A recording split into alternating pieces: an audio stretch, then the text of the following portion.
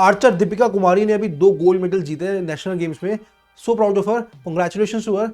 And आज की video में डिस्कस करेंगे हम कि किस तरीके से जब भी कोई भी एथलीट प्लेयर नेशनल गेम्स में, कॉमनवेल्थ गेम्स में, ओलंपिक्स में कोई भी हमारे लिए अगर गोल्ड मेडल्स जीतते हैं, सिल्वर मेडल्स जीतते हैं, तो उससे इंडिया की स्टॉक मार्केट पे क्या इंपैक्ट आता है। मे बी आपको लगता हो कि क्या ही फर्क पड़ेगा उससे, लेकिन कुछ चीज़ें हैं जिनसे इंपैक्ट आता है। अगर आपको वो चीज़ें पता हो तो आप स्टॉक मार्केट में एक बेटर डिसीजन ले पाओगे। आपने देखा होगा कि जब अभी नीरज चोपड़ा ने गोल्ड मेडल जीता था तब तक लोगों को जैवलिन के बारे में भी नहीं पता था, लेकिन उसके बाद मैंने तो बहुत सारे लोगों को खुद देखा कि वो अपने बच्चों को जैवलिन सिखा रहे हैं, जैवलिन थ्रो करना सिखा रहे हैं।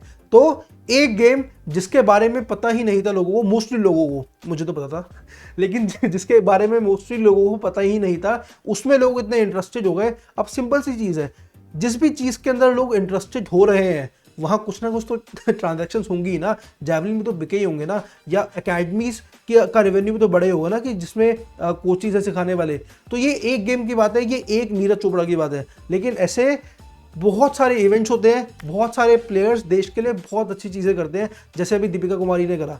तो जब भी ऐसी चीज़ें होती हैं, एक तो ओवरऑल जो इंडिया की प्राइड होती है वो बढ़ती है। अब किसी भी नेशन की अगर प्राइड बढ़ती है ना, मैं 40 साल का रिकॉर्ड आपको दे सकता हूँ कि जब जब ऐसी ऐसी चीज़ें होती हैं एंड ओवरऑल एक नेशन की प्राइड बढ़ रही होती है, तो इन्वेस्टर्स, जो ग्लोबल इन्वेस्टर्स होते हैं, वो उस नेशन को देखते हैं कि हाँ ओके, ये नेशन ग्रो कर रहा है, इसमें हमें इन्वेस्टमेंट्स करनी चाहिए, तो ग्लोबल इन्वेस्टमेंट्स बढ़ती हैं। उसके साथ साथ इंडिया में एक तरीके से लोग अगर लेट्स से गेम्स ज़्यादा खेलेंगे या इनमें ज़्यादा इन्वॉल्व होंगे तो वो ज़्यादा फिट होंगे, एंड कोई भी नेशन फिट होगा तो उसकी इकोनॉमिक ग्रो होगी ही होगी। फिर अल्टीमेटली जैसे मैंने बताया कि जो एक कंपनीज माइक्रो लेवल पे इन्वॉल्व है, चाहे वो जो इक्विपमेंट्स हैं उनकी प्रोडक्शन में इन्वॉल्व हो, चाहे वो एकेडमीज चला रही हो, चाहे उनके पास रियल एस्टेट हो कि जहाँ पे ट्रेनिंग्स वगैरह होती हैं, बहुत सारी कंपनीज इस तरीके से इन्वॉल्व है, उनको आप फिगर आउट कर सकते हो।